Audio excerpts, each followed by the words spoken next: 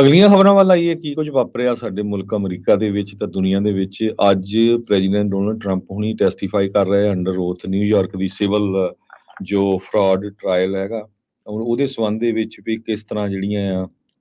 ਉਹਨਾਂ ਨੇ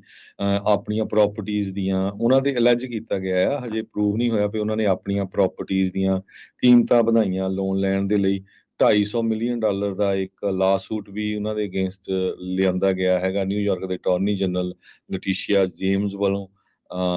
ਤੇ ਪ੍ਰੈਜ਼ੀਡੈਂਟ ਟਰੰਪ ਹੁਣੀ ਜਿਹੜੇ ਆ ਉਹ ਕਹਿ ਰਹੇ ਆ ਵੀ ਇਹ ਸਿਰਫ ਜਿਹੜਾ ਇੱਕ ਤਰ੍ਹਾਂ ਦੇ ਨਾਲ ਮੇਰੇ ਉਲਟ ਪ੍ਰੋਪੋਗੰਡਾ ਹੀ ਜਿਹੜਾ ਚੱਲ ਰਿਹਾ ਹੈਗਾ ਆ ਨਿਊਯਾਰਕ ਦੇ ਅਸਿਸਟੈਂਟ ਅਟਾਰਨੀ ਜਨਰਲ ਨੇ 2014 ਦੀਆਂ ਜਿਹੜੀਆਂ ਫਾਈਨੈਂਸ਼ੀਅਲ ਸਟੇਟਮੈਂਟਸ ਆ ਪ੍ਰੈਜ਼ੀਡੈਂਟ ਟਰੰਪ ਹੁਣਾਂ ਦੀਆਂ ਉਹਦੇ ਬਾਰੇ ਜਿਹੜੀ ਡਿਟੇਲ ਦੇ ਵਿੱਚ ਇਨਫੋਰਮੇਸ਼ਨ ਪੁੱਛੀ ਹੈਗੀ ਆ ਉਹਨਾਂ ਨੇ ਜਿਹੜੇ ਗੋਲਫ ਕੋਰਸ ਬਣਾਏ ਆ ਉਹਦੇ ਬਾਰੇ ਸੋ ਪਹਿਲੀ ਟੈਸਟਮਨੀ ਦੇ ਵਿੱਚ ਪ੍ਰੈਜ਼ੀਡੈਂਟ ਡੋਨਲਡ ਟਰੰਪ ਹੁਣੀ ਕਾਫੀ ਤੱਤੇ ਵੀ ਸੀ ਜਿਹੜੀ ਦੂਜਾ ਘੰਟਾ ਸੀ ਜਿਹੜਾ ਫਸਟ ਆਵਰ ਤੋਂ ਬਾਅਦ ਸੈਕੰਡ ਆਵਰ ਉਹਦੇ ਵਿੱਚ ਕਹਿੰਦੇ ਕਾਫੀ ਜਿਹੜੀ ਆ ਉਹਨਾਂ ਦੀ ਜਿਹੜਾ ਟ੍ਰਾਇਲ ਆ ਉਹ ਚੱਲ ਰਿਹਾ ਹੈਗਾ ਜੀ ਟਰੰਪ ਉਹਨਾਂ ਨੇ ਨਿਊਯਾਰਕ ਦੇ ਅਟਾਰਨੀ ਜਨਰਲ ਤੇ ਜੱਜ ਦੇ ਉੱਤੇ ਆਪਣਾ ਰੈਂਟ ਪੜਾਸ ਜਿਹੜੀ ਉਹ ਕੱਢਣ ਦੀ ਕੋਸ਼ਿਸ਼ ਕੀਤੀ। ਜੱਜ ਨੂੰ ਬਾਰ-ਬਾਰ ਕਹਿੰਦੇ ਉਹਨਾਂ ਨੂੰ ਸਮਝਾਉਣਾ ਪਿਆ ਵੀ ਭਾਈ ਸਵਾਲਾਂ ਦੇ ਸਿੱਧੇ-ਸਿੱਧੇ ਜਿਹੜੇ ਆ ਉਹ ਜਵਾਬ ਦੇਣ ਦੀ ਜਿਹੜੀ ਉਹ ਕੋਸ਼ਿਸ਼ ਕੀਤੀ ਜਾਏ। ਜੱਜ ਨੇ ਕਹਿੰਦੇ ਵੀ ਟਰੰਪ ਹੁਣਾਂ ਨੂੰ ਜਿਹੜਾ ਆ ਉਹ ਇੰਟਰਪਟ ਕੀਤਾ ਇਰਰੈਲੇਵੈਂਟ ਆਨਸਰਸ ਜਿਹੜੇ ਆ ਉਹ ਦੇਣ ਤੋਂ ਲੈ ਕੇ ਲਟੀਸ਼ੀਆ ਜੇਮਸ ਜਿਹੜੇ ਨਿਊਯਾਰਕ ਦੇ ਅਟਾਰਨੀ ਜਨਰਲ ਆ ਉਹਨਾਂ ਨੇ ਜਿਹੜਾ ਉਹ ਕਿਹਾ ਵੀ ਭਾਈ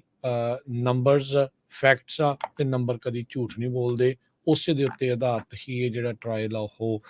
ਚੱਲ ਰਿਹਾ ਹੈਗਾ ਆ। ਸੋ ਸਥਿਤੀ ਜਿਹੜੀ ਆ ਇੱਧਰ ਇਸ ਹਿਸਾਬ ਦੇ ਨਾਲ ਆ। ਇੱਕ ਬ੍ਰੇਕ ਲਵਾਂਗੇ, ਬ੍ਰੇਕ ਤੋਂ ਬਾਅਦ ਵਾਪਸ ਮੁੜਦੇ ਆ ਤੇ ਕੀ ਚੱਲ ਰਿਹਾ ਆ ਇਜ਼ਰਾਈਲ ਤੇ ਹਮਾਸ ਦੇ ਜਿਹੜੇ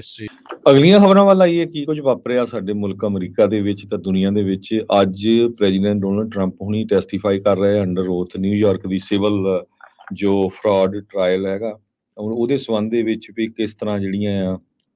ਉਹਨਾਂ ਨੇ ਆਪਣੀਆਂ ਪ੍ਰਾਪਰਟੀਆਂ ਦੀਆਂ ਉਹਨਾਂ ਦੇ ਅਲੈਜ ਕੀਤਾ ਗਿਆ ਆ ਹਜੇ ਪ੍ਰੂਵ ਨਹੀਂ ਹੋਇਆ ਵੀ ਉਹਨਾਂ ਨੇ ਆਪਣੀਆਂ ਪ੍ਰਾਪਰਟੀਆਂ ਦੀਆਂ ਕੀਮਤਾਂ ਵਧਾਈਆਂ ਲੋਨ ਲੈਣ ਦੇ ਲਈ $250 ਮਿਲੀਅਨ ਦਾ ਇੱਕ ਲਾਸੂਟ ਵੀ ਉਹਨਾਂ ਦੇ ਅਗੇਂਸਟ ਲਿਆਂਦਾ ਗਿਆ ਹੈਗਾ ਨਿਊਯਾਰਕ ਦੇ ਅਟਾਰਨੀ ਜਨਰਲ ਲਟੀਸ਼ੀਆ ਜੇਮਸ ਵੱਲੋਂ ਤੇ ਪ੍ਰੈਜ਼ੀਡੈਂਟ ਟਰੰਪ ਹੁਣੀ ਜਿਹੜੇ ਆ ਉਹ ਕਹਿ ਰਹੇ ਆ ਵੀ ਇਹ ਸਿਰਫ ਜਿਹੜਾ ਇੱਕ ਤਰ੍ਹਾਂ ਦੇ ਨਾਲ ਮੇਰੇ ਉਲਟ ਪ੍ਰੋਪੋਗੰਡਾ ਹੀ ਜਿਹੜਾ ਚੱਲ ਰਿਹਾ ਹੈਗਾ ਆ ਨਿਊਯਾਰਕ ਦੇ ਅਸਿਸਟੈਂਟ ਅਟਾਰਨੀ ਜਨਰਲ ਨੇ 2014 ਦੀਆਂ ਜਿਹੜੀਆਂ ਫਾਈਨੈਂਸ਼ੀਅਲ ਸਟੇਟਮੈਂਟਸ ਆ ਪ੍ਰੈਜ਼ੀਡੈਂਟ ਟਰੰਪ ਹੁਣਾਂ ਦੀਆਂ ਉਹਦੇ ਬਾਰੇ ਜਿਹੜੀ ਡਿਟੇਲ ਦੇ ਵਿੱਚ ਇਨਫੋਰਮੇਸ਼ਨ ਪੁੱਛੀ ਹੈਗੀ ਆ ਉਹਨਾਂ ਨੇ ਜਿਹੜੇ ਗੋਲਫ ਕੋਰਸ ਬਣਾਏ ਆ ਉਹਦੇ ਬਾਰੇ ਸੋ ਪਹਿਲੀ ਟੈਸਟਮਨੀ ਦੇ ਵਿੱਚ ਪ੍ਰੈਜ਼ੀਡੈਂਟ ਡੋਨਲਡ ਟਰੰਪ ਹੁਣੀ ਕਾਫੀ ਤੱਤੇ ਵੀ ਸੀ ਜਿਹੜੀ ਦੂਜਾ ਘੰਟਾ ਸੀ ਜਿਹੜਾ ਫਸਟ ਆਵਰ ਤੋਂ ਬਾਅਦ ਸੈਕੰਡ ਆਵਰ ਉਹਦੇ ਵਿੱਚ ਕਹਿੰਦੇ ਕਾਫੀ